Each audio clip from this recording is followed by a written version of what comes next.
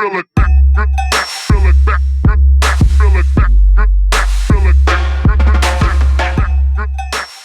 guess as long as we were talking about it, like we did reschedule, right? And I have to imagine that would you say right now in your career, is this the craziest it's been so far? Like, do you feel like you're in a period where it's just building up right now?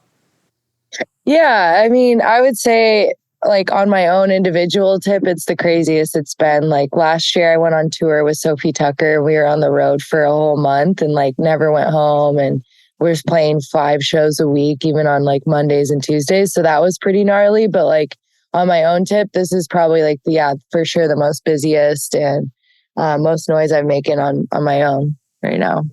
Well, how is that? Is that because that for me, like I can relate to some of what you're saying. And for me, when I've been in periods like that, it's both really exciting, but then there are certain parts of it where either it's like, oh, I wasn't expecting this to be this way, or, oh, I hadn't considered this part of it, or just like, oh, I'm really fucking tired all the time. Are there any of those parts of it? Like, what's been the unexpected part of kind of being on this upwards trajectory? Yeah, I guess it's just really like coming into yourself as like a business person, because obviously I'm an artist and music is the first thing for me. But now that I'm realizing, to fully have a successful career and like jump on these opportunities that are coming my way with my music coming out and stuff, I'm just trying to like stay balanced and everything. I guess I wasn't really like aware that, you'd have to be able to, be a social media wizard, marketing manager, icon, and influence in a way, and finances and content and all of that. So I guess I didn't really like plan for that when I started DJing 9 years ago, but it's awesome. I mean, it makes it actually feel like more legit, like I'm running a legit business here. So I guess that was like something that was a shock. Yeah, no, of course. And that's a positive way to look at it, I guess, is to sort of take stock and be like, oh, wow, this is actually, I've built this into something more than I imagined it at the start. And that's actually pretty cool. So you said you started 9 years ago. What was your road into DJing? What did the start of DJing look like in contrast? Yeah, so I'm from Nebraska, so there was no DJs or like events or like nightlife and electronics. Am I right that you're from Omaha? Yeah, I'm from Omaha. I fucking love Omaha, man. I love it. Of course, I've never lived there, but every time I've gone there, it's like, I don't know. Did you like growing up there? Yeah, I'm really proud to be from Nebraska. I mean, especially with the path that I've chosen, it is kind of like wait, what? You're from Nebraska? Like, what are you doing here in the club?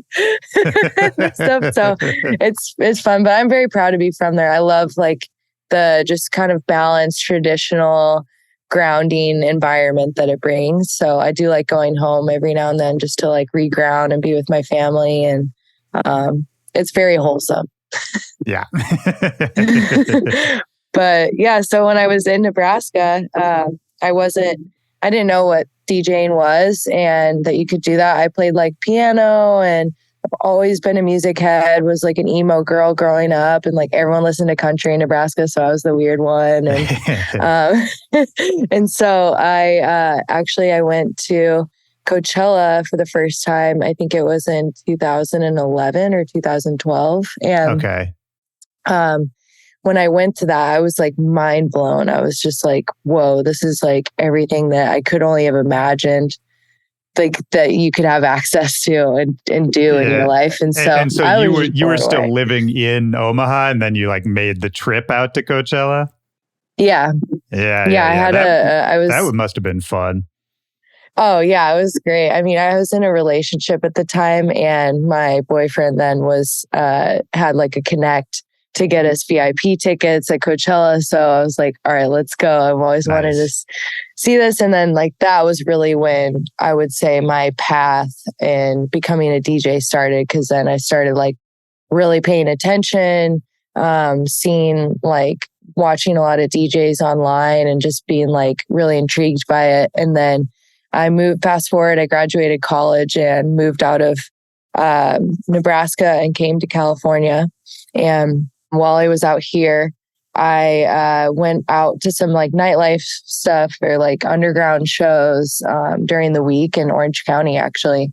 And I saw this woman DJing, and that was like the moment that I was like, I could do this. Like this is something that I could pursue. And I got some decks, like me and a few friends. We were just like messing around at home, having fun with it. And the second I just twisted the knobs, I don't know, it was just like, it took me to this moment of like being on the main stage. And I was like, I see it, like I feel it, like this is, and then like, it's just, I've been holding on to that for that long, like 9 years. So, wow. Okay. So do you remember who you saw in Orange County, who the woman was that kind of flipped that switch on?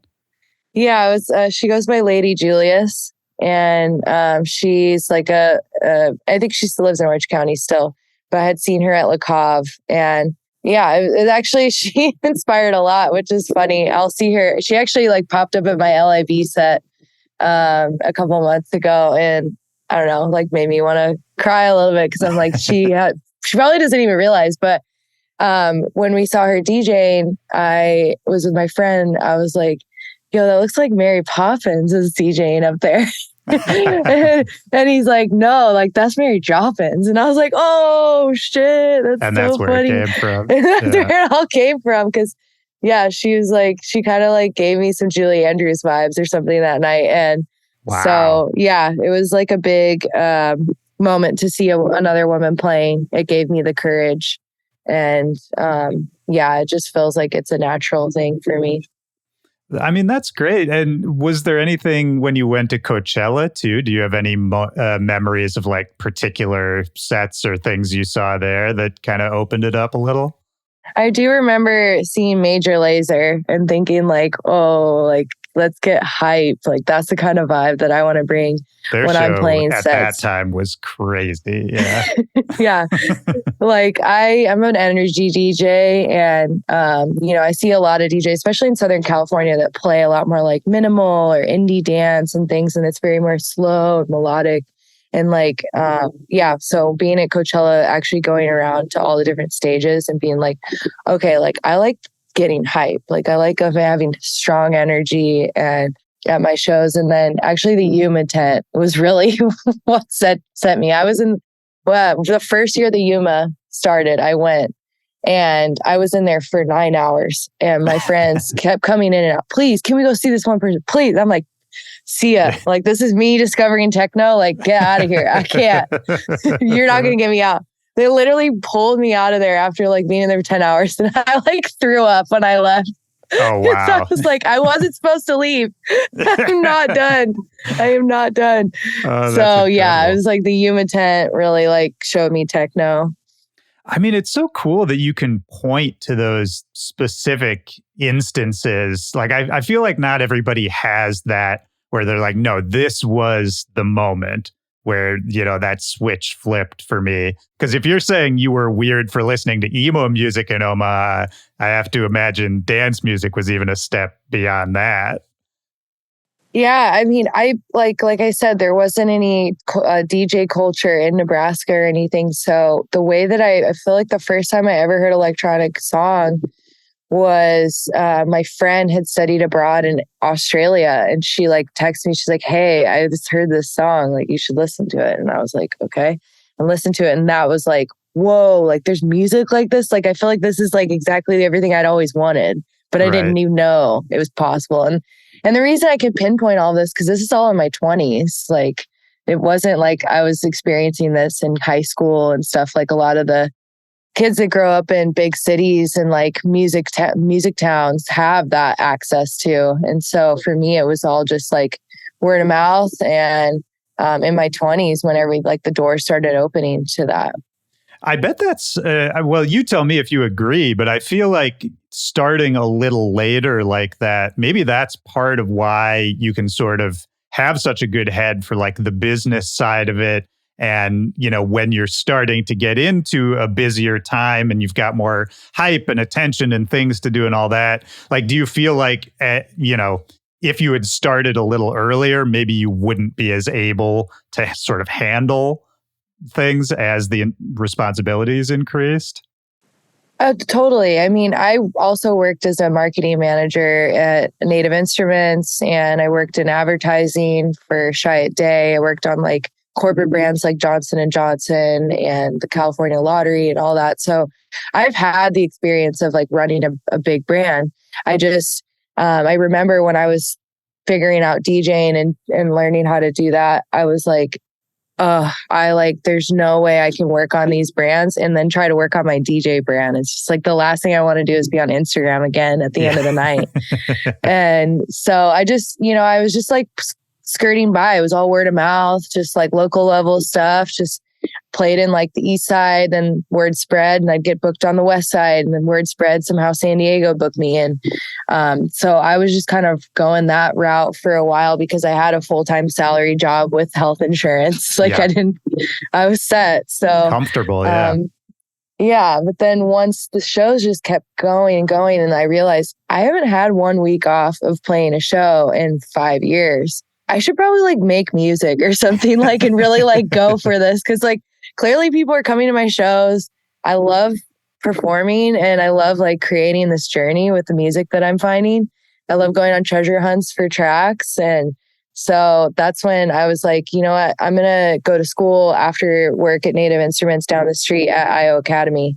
And that's when like I really turned everything into making this a business, because you really do have to put music out if you want a career in music. It's kind of crazy to think. Oh yeah. Well, when you say it out loud. Well, and to be fair, that wasn't necessarily always the case, right? Like there was an era where a DJ could sort of just get booked for their DJing, and the producer first like paradigm. I mean, that's relatively new. Like within the last 10, 15 years. I feel like is when that really flipped. So it's crazy to say, but I think you're right to point it out, because it is sort of still a new concept for a lot of people to wrap their heads around. I mean, the marketing thing is interesting too. Like working at Native Instruments, were you sort of looking for some way to work in music, and that was like the opening door moment? Yeah, I was working at an advertising agency, and like I was getting my work done, but like everyone knew I didn't want to be there. Like I would go play shows on Wednesdays, come into work just like and just get by. And so finally my boss, she was just like, "You don't want to be here. We need someone who wants to be here." Yeah. Like, I'm sorry, like, and I see it, like you can do this, but you don't want to. And I was just like, all right, yeah. I couldn't cut the cord myself. So thank you for doing this. I like literally was so upset, crying, like felt like a failure. I didn't want to tell my parents that I got like fired. And I was like, oh no. So I go to the beach, take a little mushrooms, try to like reset. And I come back to my place and I'm like, okay, I need to find a job. What do I want? And I looked around the room and I was like, I use my tractor every day. Like, this is how I DJ. Let's go on LinkedIn. And I went on LinkedIn, and they happened to be hiring for a marketing manager position that I was fully qualified for. And I put my name in the hat, got an interview, and actually had a former coworker that started working for Native Instruments. So she put in a reference for me because we had worked together, and it was great. And boom. And then I got in there, and I didn't plan for that at all. No, I think it was like kind of forced to. I was in a fight or flight. I was like, I don't want my parents to know I got fired. They're going to want me to move back home. How do I keep it out here? Like, how do I keep this going and like somehow DJ without my work getting upset with me? Right. So I found Native Instruments, and they're so dope about Mary Droppinz. They'd have her DJ the company parties. I was setting up all the stuff at NAMM for them and throwing the events, booking the DJs for that. And I ended up being one of the lead instructors for Tractor there. So I was doing demos all the time, and I was working with the artist liaison as well, or artist relations. And I actually helped seal with Machina and stuff. Okay. So it was like, it was a really great entrance to the industry. And that's kind of how I met a lot of people.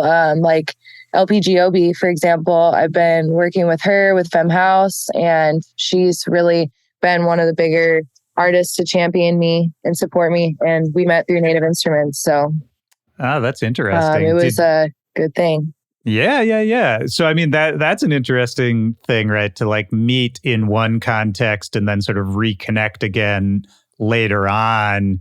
Talk me through it actually, because that's interesting. Like you were kind of more or less like a liaison for her for something with Native Instruments gear.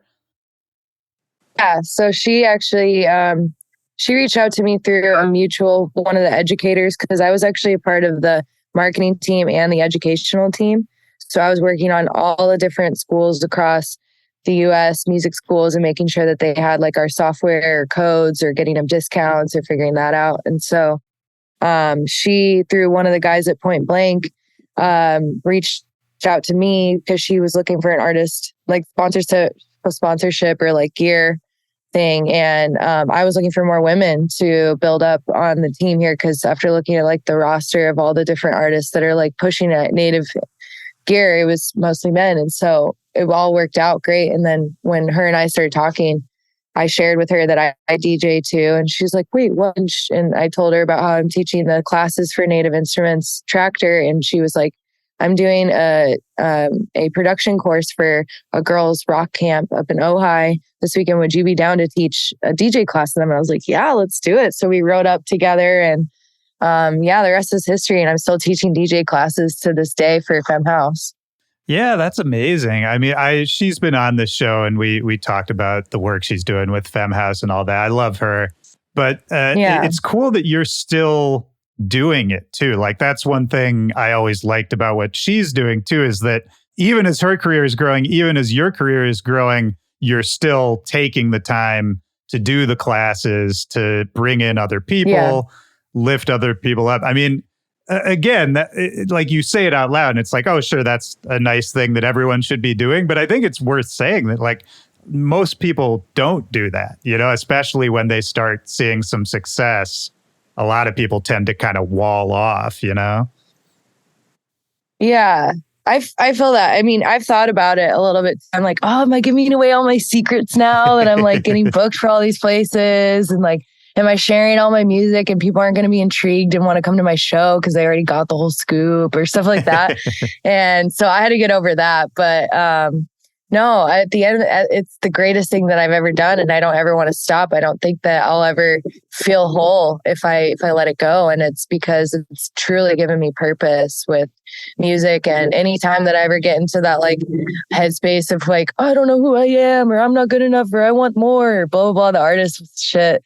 It's like I think about that, and I'm like, no, like I'm here to share what I've learned with all these amazing people that are wanting to find an outlet, whether they want to be a professional DJ or just mix it home and have something to give them a little bit of purpose or a creative outlet in life. And so I'm like, I'm able to be their teacher and support them. And it's been really rewarding. I just had my first in-person DJ class in San Francisco a couple weeks ago. And because normally I do them all on Zoom.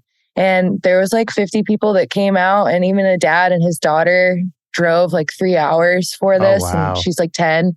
She's going to be a really great DJ one day. And like, I'm just like glad I can be a part of her journey and like help her, because I didn't have a mentor with DJing or any like roadmap or knew exactly like what you need to do to get to where you need to go. So anything I can share from like the grassroots blow up that I've had, I'm like happy to, because it is hard to get out here. It is. I mean, it makes me want to ask you too, and this is sort of a very broad question. So if nothing comes to mind, that's totally fine. But with your background in marketing, and then, you were saying like, there's this sort of fake worry of like, oh, am I giving away all my secrets? Am I not going to be as engaging as an artist? That kind of thing. I feel like you might have a unique understanding of the way sort of being an artist, like a pure creative versus being a marketer and someone who's really thinking about the business side and the presentation and all that. And the intersection of those two things that, we started off this conversation saying that, like, yeah, you kind of have to sort of think about the whole picture of it. One thing that comes up on this podcast a lot is talking about, whether artists lean into the marketing side or whether they resist it or resent it. And I'm always interested in ideas of authenticity. So I guess my question broadly, again, is, have you learned anything from either the artist side or the business side about sort of marketing in a way that feels authentic to you, that doesn't make it feel like you're a salesperson, but, you're still able to sort of connect in a business sense without feeling like you're just clocking in, if that makes sense? Yeah, totally. I feel like the way that I've kind of felt the balance with that was actually when I did get on Twitch and was able to really share my voice.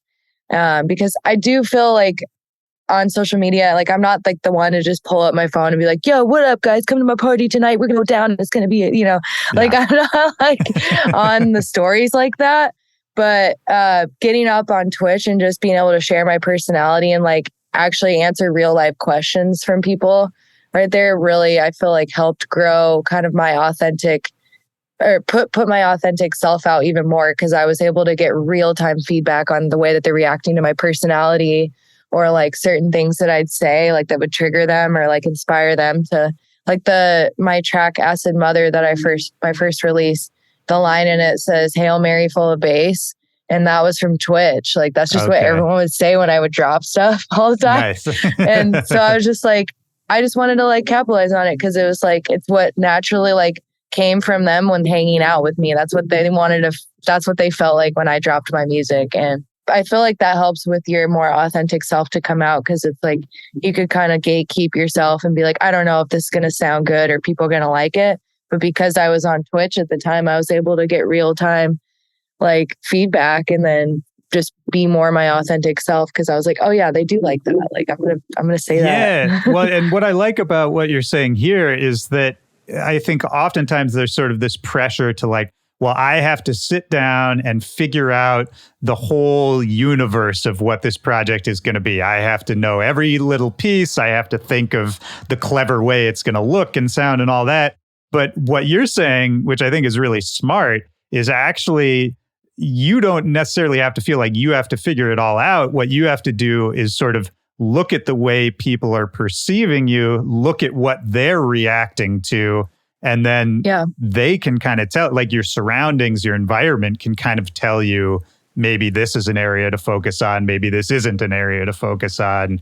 And I like that sort of taking direction from outside, because I do feel like a lot of young artists feel like they just have to have it all figured out. They have to be 100% composed before they even put out 5 seconds of music. It's sort of these unrealistic expectations. So I like the way you're thinking about that. I think that's helpful. Yeah, I like to kind of approach this. I always used to, back in the day, want to be like a psychologist or something. So I'll like try to like kind of approach some things like that with marketing and like sharing my brand.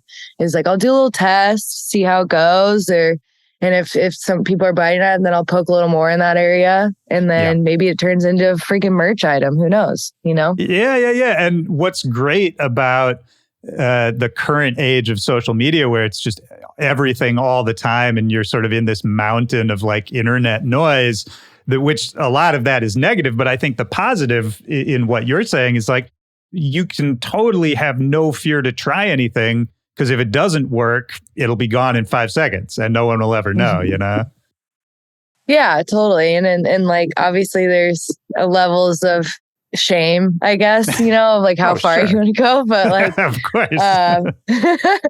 Yeah, I think it's been like a good way to go about it. Cause otherwise, you could get in your head and like trying to figure it out. And then you just end up never posting anything, because you're like, scare yourself out of it. Yeah. So. Oh, totally. I mean, it's funny because now that you're saying this, I'm like, just being a DJ is like a little embarrassing. just on its own, you know? So Yeah, it totally is. So it's like already you kind of have to get over it because it's like if you want to do this at all, there's going to be a little bit of that. Facts. I mean, honestly, I've wanted to change my DJ name for a long time because my name's Alyssa, but it just every time it makes me smile, it makes people laugh going by Mary Droppinz, and it brings me back to this is like cheesy, this is funny. Like, let's not take it too seriously. And like, I felt like Fortet even made that known fact when he played the Coachella live stream. He played some cheesy shit because it's EDM is funny at the end of the day. It's like supposed to be lighthearted.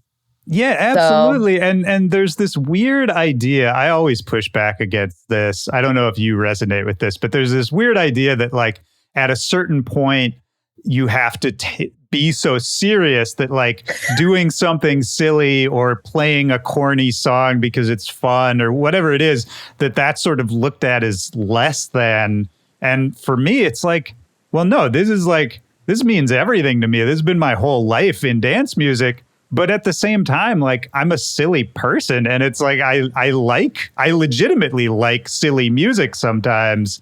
So to me, I've never understood that division between like you can only be serious or you can only be lowbrow, you know? Yeah. Yeah. And I like to I'm trying to find like just like my middle ground with it, because it's like I am very serious about my music and what I'm doing, and like I'm dead ass serious about it. Right, but exactly. It's like there's so much fun to it too. Like, why not share that fun? Why not giggle about it? Why not add that funny sound to your track because it made you feel some certain way? And like, who cares, you know? Or like say that funny thing. It's like, or have your funny DJ name. Like it just, I think it's fun to keep things in some way less serious, because I think it's good for your own mental health as an artist. Because if you get too serious, you're going to take things way too personally, and like everything's just going to be so like felt.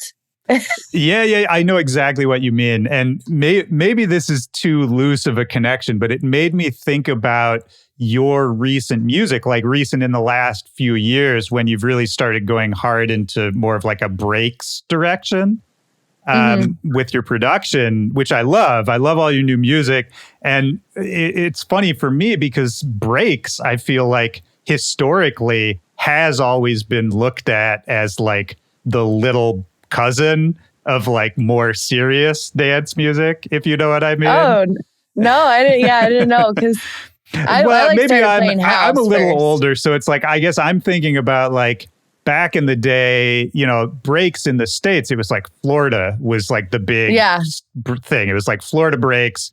And yeah, I would say there were certain, I grew up in Minnesota, so I'm a Midwest kid too. And at that time, Minnesota was like all techno. And yeah, I don't know. There was a certain judgment about breaks back in the day. And I don't really know why, but it was just one of those things that I guess it never really made it into the mainstream.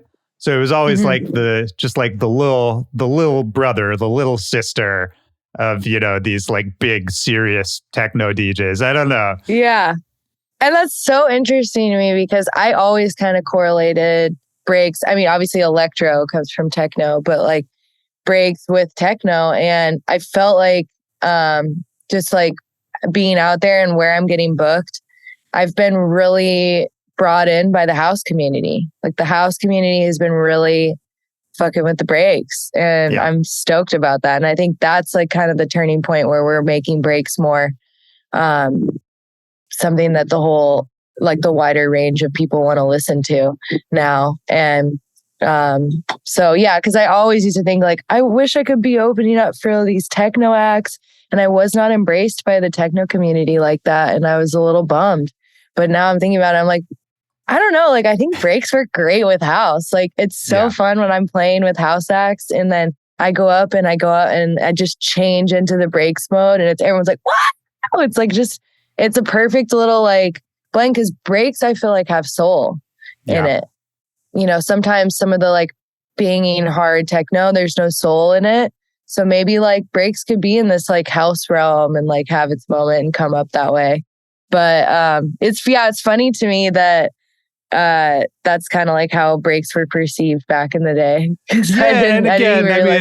Don't let me, this is just one person's perspective, like a kid from Minnesota at that time. I'm sure there's lots of different ways to look at it, but you're right too. Like hearing you play breaks now, it's super refreshing and it sounds like, I don't know, there's not a lot of people doing it, first of all, at this time, sort of on the stages you're on, which makes me want to ask, what was that turn for you? Like, how did you get into that sound? Because you were doing sort of more housey stuff before that, right?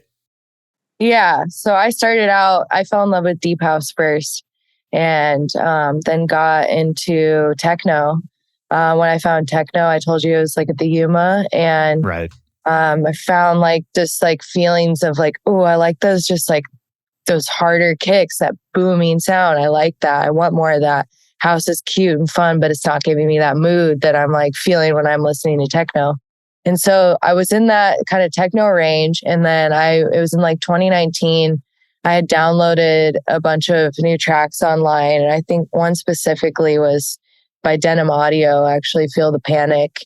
And it has breaks in it. And I didn't identify it at the time because it was just, for me, it was just house and techno. And like, I knew deep house, but didn't really understand all of the genres at the time, but it was just playing what I felt. And I had a bunch of breaks I was playing in 2019. And then when the pandemic hit, it was really when I dove in. Like, I was still going to school at the time. And I was making my drums, like learning how to make them on Ableton and Push. And I just felt like we would go around in class and everyone would show their drum beat because we would just have to do just like a quick like 808 kit and show everyone. And I was like, why do my drums always sound so different? Everyone else's sounded like smooth, right on the beat. And I'm like, why is mine not sounding like that? Because it's just what I was making in my head. It just felt right being off. In a way. And so I think through production was really how I found that that's my sound. And in the pandemic, everything just like house and techno just started sounding the same. I was getting bored. I felt hopeless at the time at the beginning of it and nothing was sounding good. And then I just went on like a SoundCloud wormhole and found more like electro breaks, ravey style music. Like I was checking out, I think it was like Mall Grab, Sally C. And I found Interplanetary Criminal back then before he was as big as he is now. And it was just like it all like happened around that time. And then I just haven't looked back since. Like as much as I'll play like house sets sometimes. I do like tech house and I do like techno and I'll play those sometimes, but it just feels like it's like the way my heart beats and the way my blood moves, the way my body moves, it's breaks. Of course. No, and all of that makes total sense. And I think it's evident in what you do. I mean, your music has a strong sense of personality, which is one of the things I really connected with. But I also think, or I guess I also wonder for you, when you made that switch over to breaks, was there any worry as far as like, okay, house, deep house, tech house, whatever that is, like these are established lanes, the lay of the land, that kind of thing. Whereas you going into breaks, there's sort of less of an obvious path of like, how is this going to work? Where is this going to fit in? Who is the audience? All that kind of thing. Did you have any of those thoughts at that time?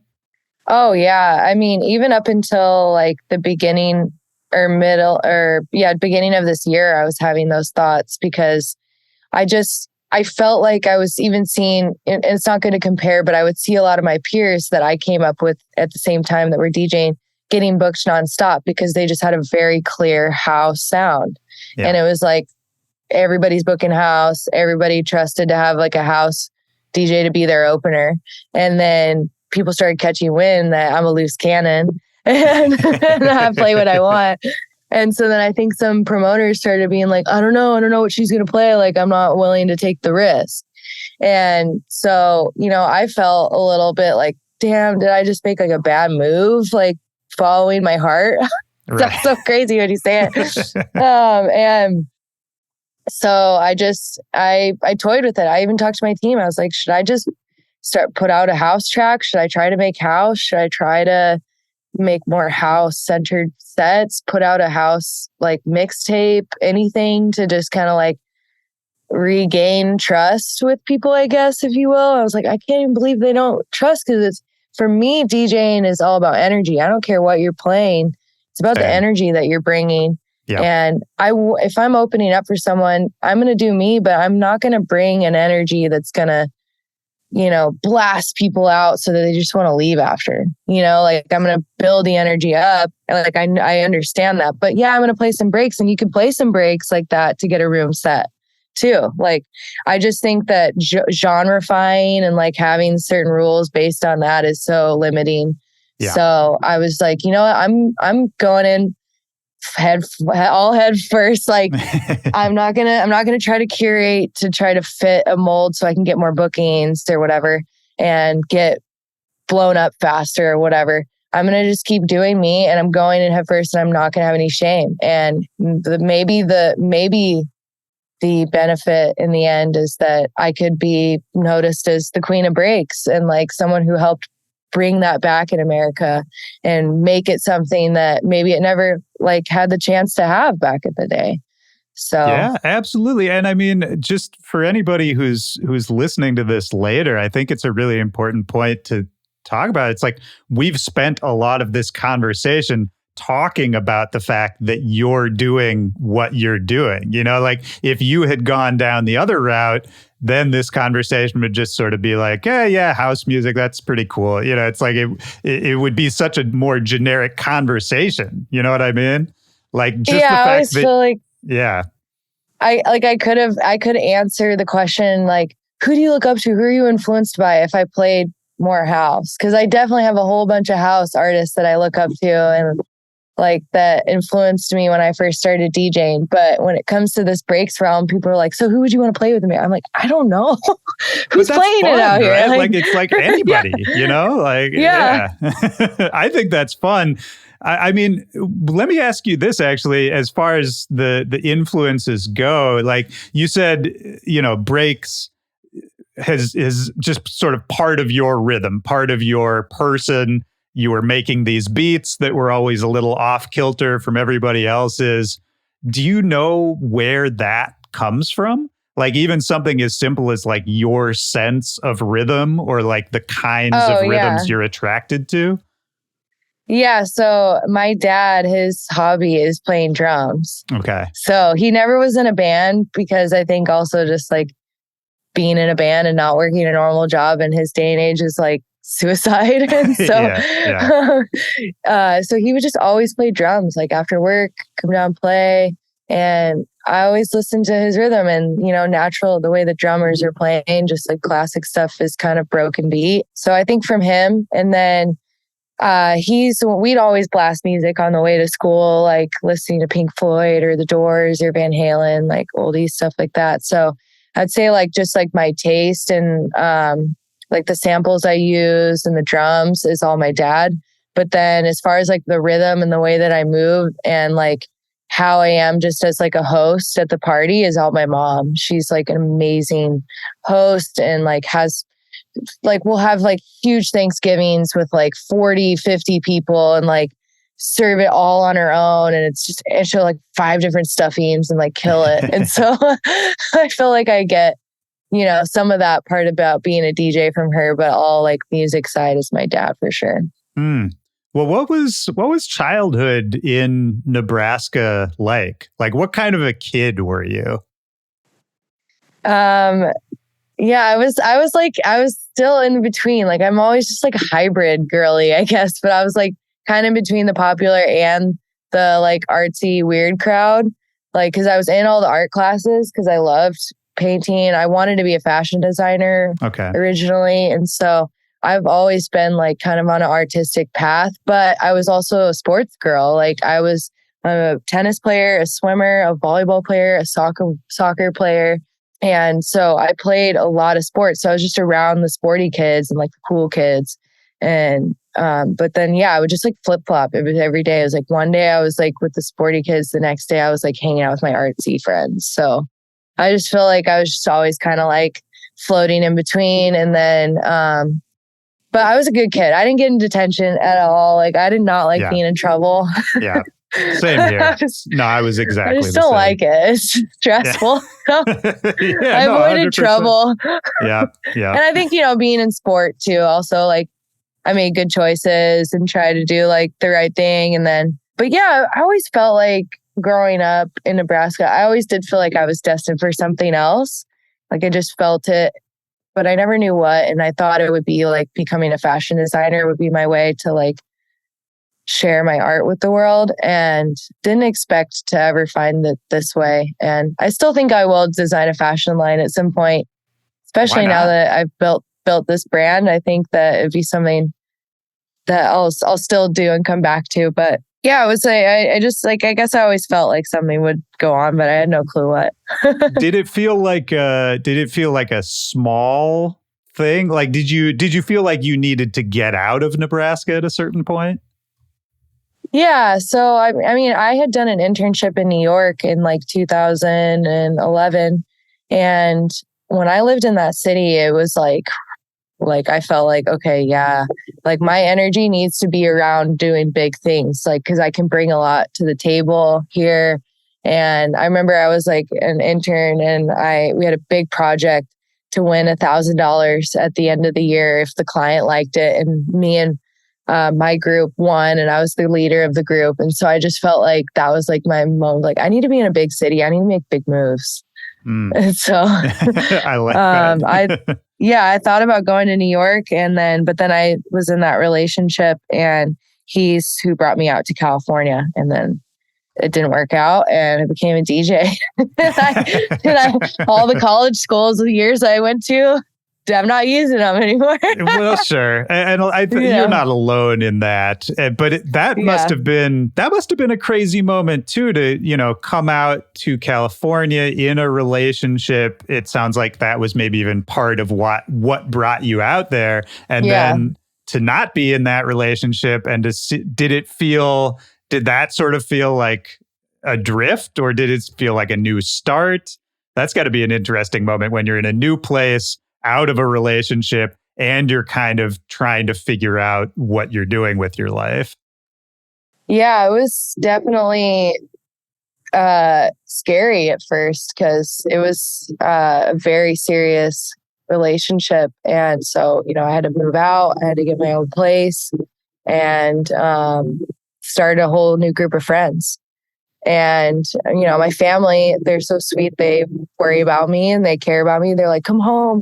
Like, they just, and I was like, no, like, I got this, like, I promise. And yeah, if it wasn't for what I just took a leap of faith in with DJing, I would have stayed out here. So it's kind of crazy. Yeah. I mean, it's sort of beautiful. Like, those early DJ gigs, like you said, after a while, you sort of realized you were just playing every weekend, that sort of thing. What kinds of gigs are we talking about? Were you like the local opener at shows, or were you doing kind of more like bar shows? What were the early gigs like? I was doing house parties. Like all my coworkers in advertising, I was the mainstay DJ. Like any party they'd have, I'd be pulling up my decks, my sound system, and I would go. So I was like that type of DJ for a while. And then one of my friends that I used to work with in advertising, he started an event company because he was into house music and DJing, and his name's Gio. And so we started DJing and like playing parties together. And then he's like, I'm going to throw a party here. Will you DJ? And I was like, yeah, let's do it. So he started this whole party brand going up. And then when we were out in Venice, we were like at the Brig there on Abbot Kinney. And we just talked to the guys and we were like, can we throw like a night here?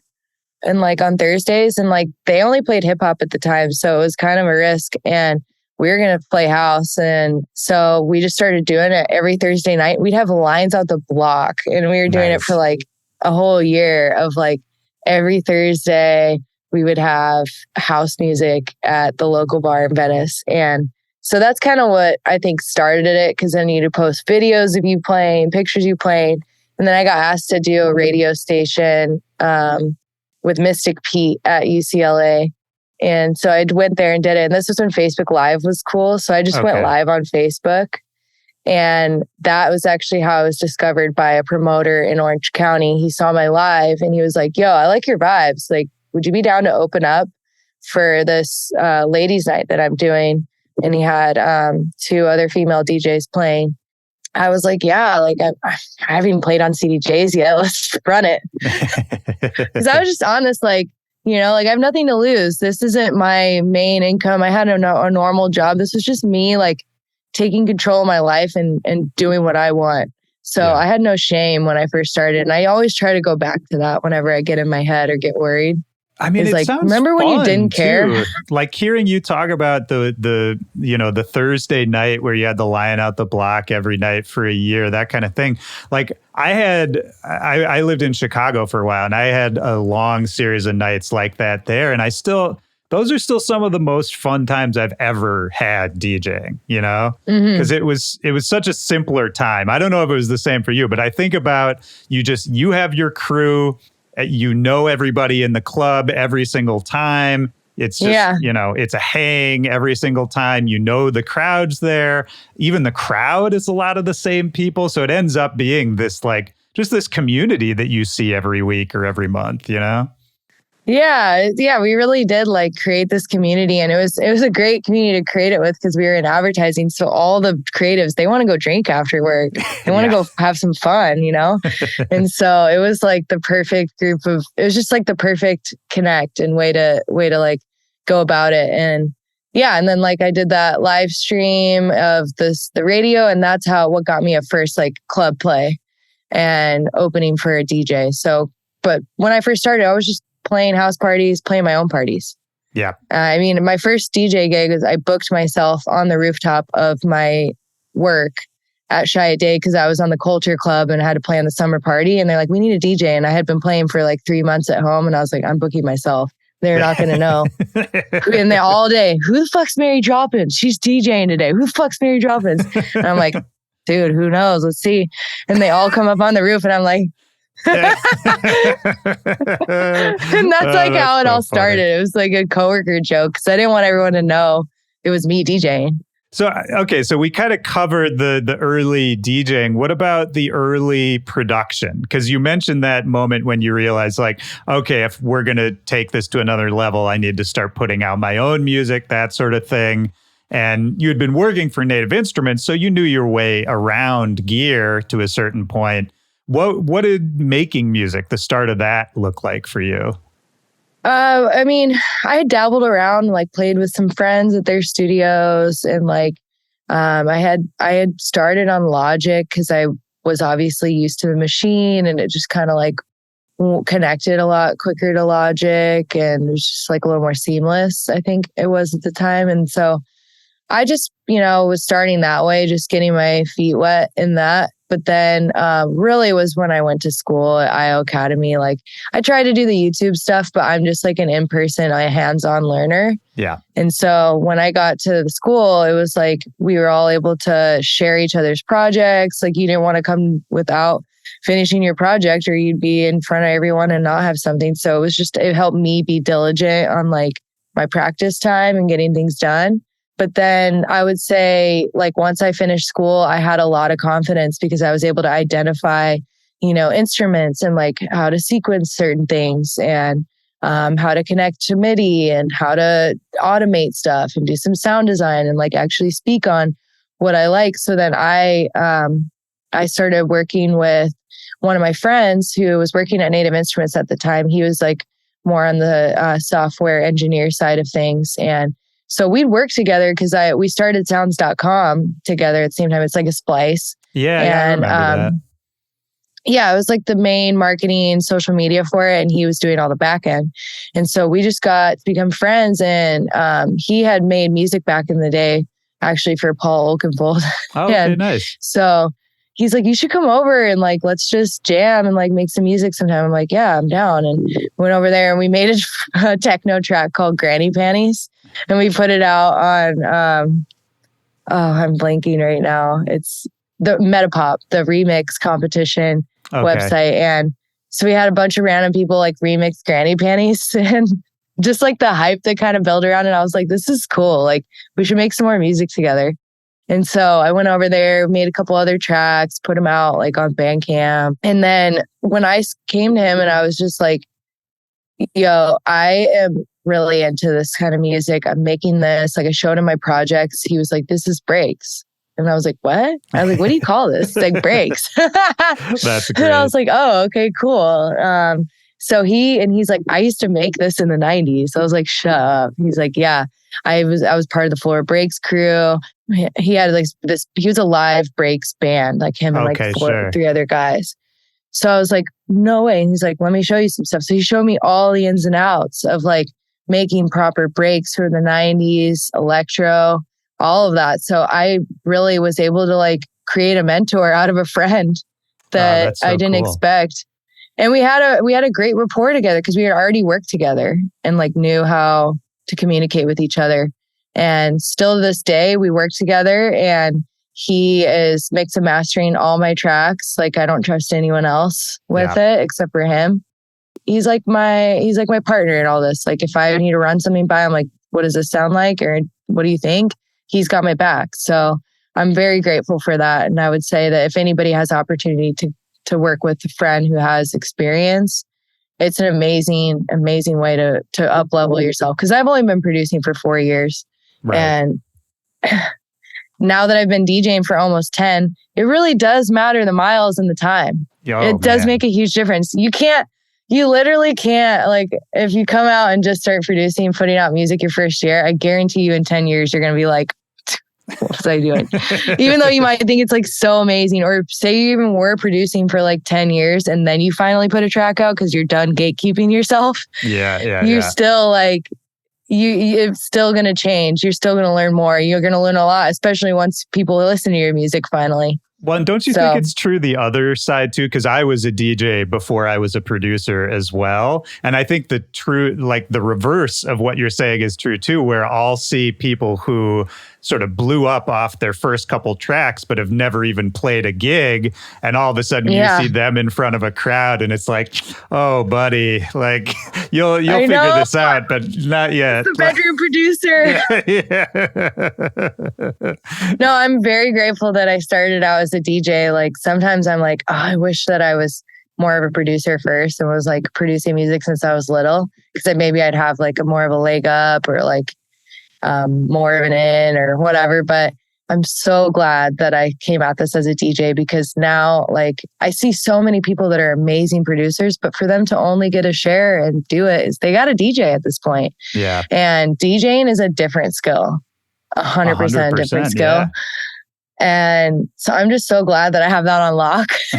Well, and I think your knowledge, me too, I completely agree. But I think it also gives you a leg up as a producer, right? Because I think as a DJ, you sort of have an instinctual understanding of how what you're making is going to actually be used and presented.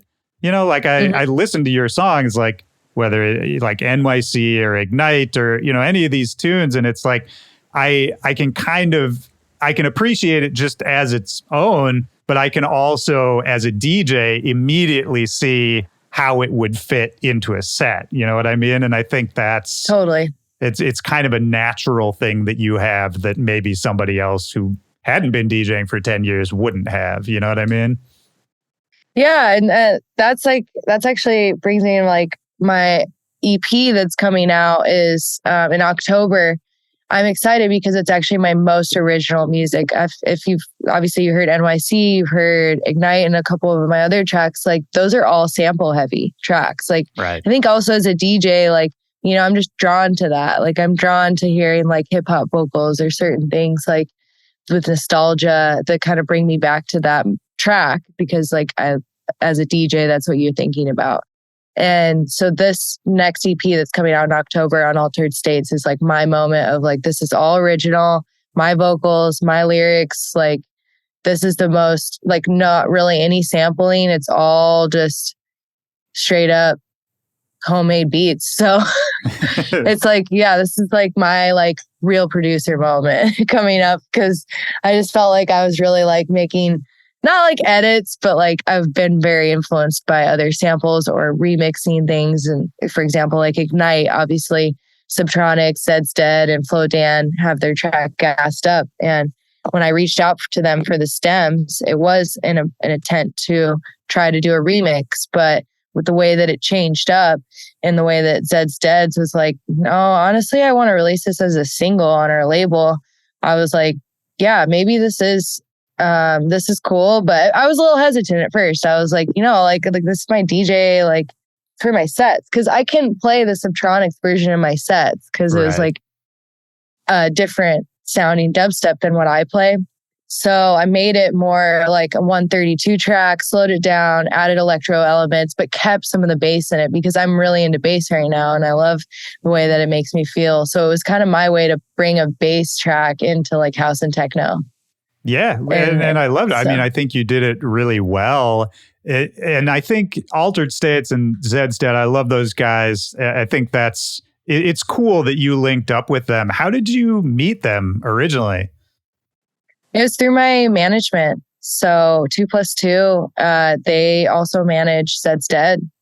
And so there's Zeds Dead's managers are friends with my manager, obviously, and they stay up on what I'm doing. And they were just like, yo, we're going to get behind this. Like, we like her music. It's different. We have a new label launching. Love for her to be one of the first people to release on it. And just like it's become my mainstay since then. And I did not expect it and like can't thank them enough for taking the chance with me and bringing me in, especially because, my music doesn't fit. It's not like it's dubstep. It's not like it's house. It doesn't fit on a specific label. So to find someone like Altered States who has a backing with legends like Zeds Dead and then a clean slate to let me just express myself. Yeah, I feel very lucky. Yeah, no, 100%. I mean, they're great. And Zeds Dead too. I mean, it's funny because I think you say their name and people have this idea of what they sound like, but if you actually dig into their catalog too, it's all over the map to a certain extent. I mean, yeah. They know what they're doing. And I've been loving it. Their sets this summer that all the shows that I've been playing out with them have been so sick too. They're really like leaning into playing multiple genres, but still like staying true to like what people love about Zeds Dead and stuff. So they're killing it. Yeah, no, it's the way you got to be. And it's cool. Again, for anybody listening to that, it's another note to take is like the reason we talk about them is because they have kept evolving, and kept growing their thing.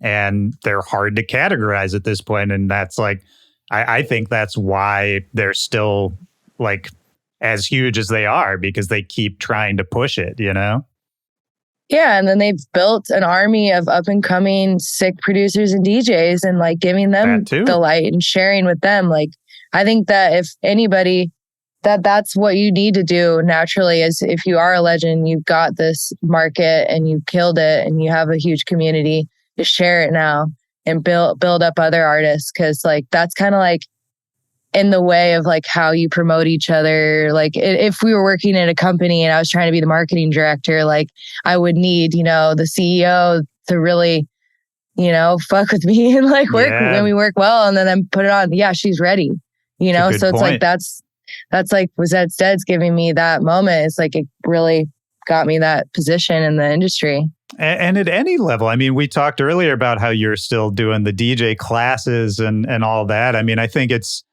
never too early to sort of let somebody else in and see what you can do for somebody else, because at the end of the day, like it's so easy to look at that kind of stuff. It's just like, I don't have time for that. Or like, I got to focus on this for now. But really, if you put the effort into that kind of stuff, most of the time it ends up helping you anyway. Yeah, it's true. I learn a lot when I teach classes. And I think it's also just really progressed my skill set, just being able to actually like articulate it and understand more about why I'm doing what I'm doing and making these decisions that I'm making when I'm playing. So yeah, even though I'm like not on a Zeds Dead status, it's still nice to give back and share with the community. And like I said, it just gives you purpose. So never too early to start sharing. 100%. And I mean, as a way to kind of start wrapping this up, like you said, it helped you focus on why you're doing this and really what's important to you here. And I read a few older interviews of yours when I was researching this to get ready. And I saw you talk a lot about the idea of like music as healing and like a spiritual element to your connection with music. And I don't know that I have a specific question here, but I like talking about the why of it. And just in general, like for you, have you figured out like what that why is? Like, what is it about what you're doing that keeps you here and keeps you focused and working and all of that? I mean, just like on a surface level, what my why is to make people have a good time. But on a deeper level of that, it is so that they can feel something higher power than themselves, feel a connection to spirituality within themselves. And because I feel that with music. I mean, I did obviously grow up in a like Christian family and like going to church, and we'd sing at church and stuff. Like you use music to connect. So for me, like I felt that even in electronic music, which maybe, those crazy people outside with the signs like Jesus says no to this stuff would disagree. But like, I think Jesus says yes to it. But like, I want people to come out there and feel something higher than themselves. And, when they're listening to my music, feel motivated. And that's why I did those Ignite vocals, gassed up. I want you to get gassed up about life. Like, let's enjoy this. Let's have fun. Let's not make things so seriously. Like, so my why is really just to create like a present moment of everybody feeling like their higher selves and like that they can come to my space and, meet the love of their life or have a memory that they'll be talking about with their grandkids, 50 years from now, like type of stuff like that. Like I want to create moments and I want to make people dance. And for me, that's like my way of sharing what I feel like spirituality and like God and the higher power and everything comes through to me. And I'm able to orchestrate that and create this space through that. So it's kind of like how spirituality like fits in for me with that. But my why is really to just, create this space for people to elevate together. Yeah, that's amazing. I mean, I think it sounds simple to just say like, I want to help people have fun. But that's really, at the end of the day, if you can actually do that, if you can actually help people have fun, like that's the one thing that I think almost everyone on the planet is like, I need more of that. And I can't always get that. Like it's actually a serious thing. To take it back to that like silly, serious divide. It's like, no, that's actually really important, Yeah. Yeah. No, 100%. And and thanks for asking that, because it is nice to get introspective and like think about it and formulate it, because sometimes you just keep going and you're on the grind. So appreciate the questions. No, I appreciate your honesty and your openness here.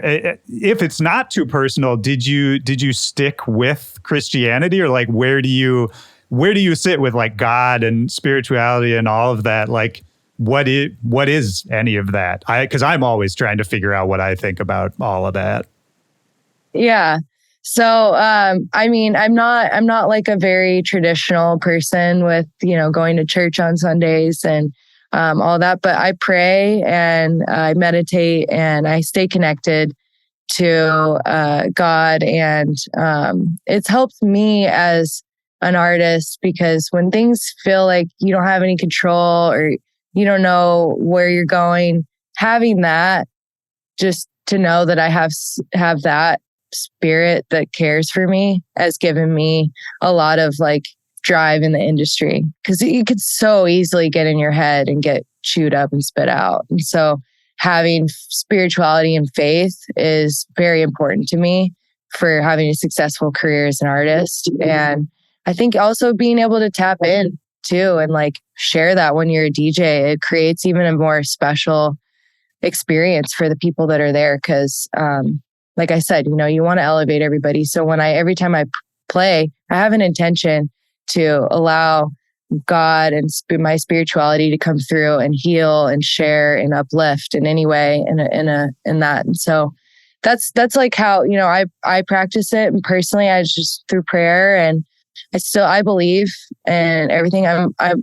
I gotta believe. I gotta believe in myself too, Right. So I'm a believer, and that's just kind of the way that I live, and every day trying to just be a better person or help your friends out and stuff like that, or help anyone out, is how I feel like I am acting as a person of Christianity or God or spirit, however it is. It's like, I'm not really into, titles, and even in relationships, I can't even have a title anymore. It's like, I'm just like floating in my own, but I'm absolutely a believer in God, and he and she or whoever it is has really blessed my life, and I feel like been my rock through all of this. So, well, I love that. yeah. And I like the idea of sort of, maybe it is just faith, but the idea of kind of, because when I think about it, I'm like, I grew up Jewish, but I was never a good Jew. And like, I'm not particularly spiritual, but it's funny because for a long time I was like I thought I was not spiritual at all. And then the longer I keep doing this, I'm sort of coming back to it, sort of for the reasons you're talking about, where it's like, as a DJ, as a musician, like I think anyone who's ever done this, anyone can understand that feeling of, you were saying, uplifting people or elevation, or like for me, it's like sort of these little transcendent moments that only happen when you're with a group of people and you're playing music and the right thing happens at the right time and you didn't really plan it, but just all of a sudden the energy is different, all that kind of thing. And for me, it's like, you kind of have to lean into, like, I feel like these days I have to lean more into my questioning spiritual whatever side, because that's actually the only way I've ever gotten to those moments. And those moments are like the whole reason I'm doing this, because I want to find more. It's like I'm chasing those moments.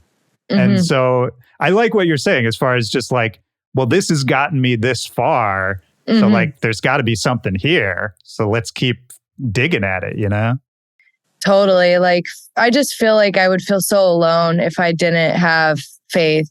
And I don't want to feel that way when I'm putting myself out there and expressing myself creatively and being vulnerable and giving myself. So it's nice to feel that I have that presence in my life. I completely relate, and I don't even necessarily go as far as the idea of God, but I'm like, well, there's definitely something we don't understand, because we've all had these feelings and we don't know what they are, how to explain them. So I don't have like a specific point or like a clever saying about it, but it's just like, there's something in there, and it's somehow what we do connects to it. So anyway, I just like talking about this kind of stuff because I haven't figured it out yet, but it's like, there's something going on. No, totally. And I'm glad that you were interested in asking that question, because I do think often it's not something that's spoken about. It's nice to have these combos. And I honestly wouldn't mind having more of them and just kind of like finding a way, because I think anything like super traditional or like title-y and like super, I don't know, strict and stuff just doesn't fit for me. But I'm absolutely a woman of faith, and I found my own way of being able to have that in my life and share and be able to share a bright light because of that, because it fills my cup up. There you go. And that's a beautiful way to think about it too, because I'm so resistant to like kind of the title thing. I'm resistant to like groups of people who are trying to tell you that they've got the answers, and if you just come hang out with them, then you'll have the answers too. All that kind of stuff like really turns me off. But what I like about what you're doing is you found the way it makes sense for you. And, not that we shouldn't have more conversations like this, but as opposed to sort of just now turning around and saying, no, I'm the one with the answers and everyone can come to me for answers. You're just kind of out there being an example of what makes sense to you, making art that you think is cool, opening up space for people to come have fun. And I think to me, that's like, I wish all religion was like that. I think I would like religion a lot more if that was sort of the point. Exactly. So that's just kind of like the reality I want to create, because it makes me feel good and whole and like, having that also keeps you humble too. Like, I think so much if you don't have faith, that you, as an artist, you can get in your ego and get kind of like lost in the sauce with that. But if you have, you know, a faith forward living life, then it keeps you humble too. Well, man, I mean, this has been great. I really like talking to you. This is fun. Is there anything else that's on your mind? Anything else we should talk about? Anything else you want to say about the new EP that's coming up? Anything else before we get out of here? I think that was a great combo. I really enjoyed talking with you as well. And like all your questions were super introspective for me to think about too. So I'm glad that we got to do that. And I think I covered everything pretty much, but I really hope maybe see you on the road, see you at a show that'd be sometime. great. That'd be great. Yeah, that'd be super fun. No, I'm sure we'll run into each other somewhere out there. And yeah, thank you for taking the time to do this. I really enjoyed it. Yeah, I appreciate it, Willie. I hope you have a good rest of your day. I'm actually going to be heading out I have a photo shoot with my friend Bianco. We have a track coming out in September. It's called Discoteca. So I'll plug that. And then we're actually going to do a pop-up rave in the Pavilion parking lot at 6 p.m. today if you're in LA. Oh, nice, man. I wish I was. No, I'm in DC. I'm like the other side of the country. So I don't think even a flight could get me there in time, but that sounds great. Well, awesome. Have a good photo shoot. Have a good little pop-up. And I'm sure I'll run into you somewhere out there. Awesome. Thanks, Willie. All right. Thank you. Take care. Have a good one. Bye. You too. Bye-bye.